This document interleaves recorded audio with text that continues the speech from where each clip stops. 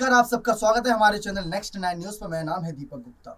महाराष्ट्र में दशहरा रैली की तैयारियां जोरों शोरों से चल रही है। उद्धव और शिंदे कैंप दोनों गुटों में चुनाव आयोग के फैसले का भी इंतजार है कि चुनाव आयोग शिवसेना मामले पर क्या राय देता है। कानूनी राय क्या मायने रखेगी और बहुमत का आंकड़ा जो शिंदे के पास है, क्या उनके हक में फैसला जाएगा।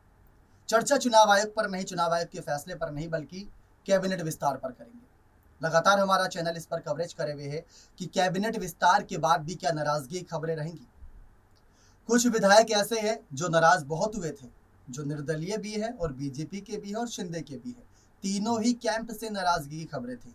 समझने की जरूरत है, जो सरकार बनी थी वो समर्थन की सरकार थी शिंदे, फडणवीस और निर्दलीय विधायकों की। 164 का आंकड़ा शिंदे और फडणवीस का ही नहीं था, उसमें निर्दलीय विधायक भी थे। लेकिन अब जो खबरें हैं वो खबरें हैं शिंदे के कैंप से ही। शिंदे के कैंप से एक विधायक ने मांग की है कि उनको भी पद चाहिए, उनको नहीं सही तो उनके क्षेत्र से किसी एक को पद मिलना चाहिए। विकास कब होता है? जब मंत्रिमंडल का विकास सही से हो, पदों का बंटवारा सही नामों पर चयनित के तौर पर हो और वो नाम जनता के बीच जाकर करे काम। इस वजह से होता है विकास।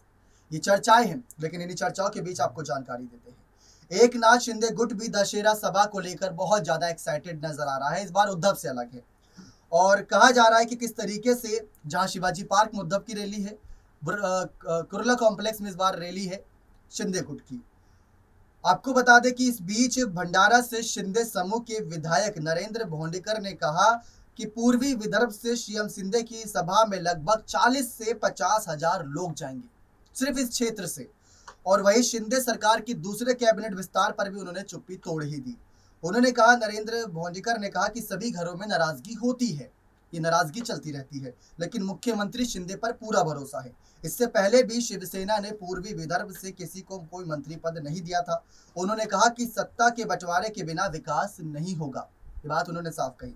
लेकिन शिवसेना को शिंदे के नए धड़े से उम्मीदें हैं कि पूर्वी विदर्भ को कम से कम एक मंत्री पद जरूर मिलेगा। अगर नहीं मिला तो क्या नाराजगी यूं ही रहेगी? क्या मातोश्री की तरफ रुख करेंगे? ये सबसे बड़ा सवाल है। शिंदे समूह के मंत्री संजय राठौड़ द्वारा मुंबई के बीकेसी मैदान में दशहरा रैली के लिए 250 ट्रेवल्स बुक की गई है। ये बड़ी खबरें थी। अब आपको बता दें दूसरा कैबिनेट विस्तार किन शर्तों पर हो सकता है।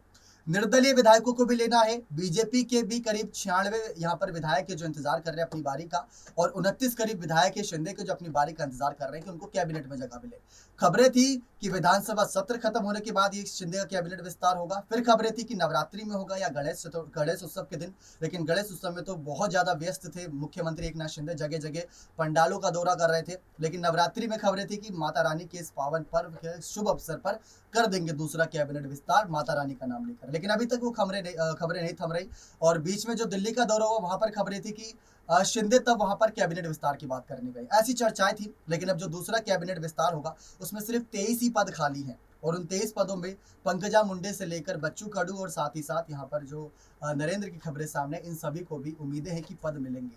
अगर नहीं मिले तो नाराजगी यूं ही रह सकती है, ऐसी मांग की गई है शिंदे गुट के द्वारा। अब देखते हैं आने वाले वक्त में दूसरा कैबिनेट विस्तार किन मुद्दों को ध्यान में रखकर होता है। लेकिन आपको क्या लगता है, शिंदे या उद्धव? दशहरा रैली में सबसे ज्यादा भीड़ किसकी रैली में जुटने वाली? अपनी राय कमेंट सेक्शन में जोड़ दीजिएगा। बहुत बहुत धन्यवाद।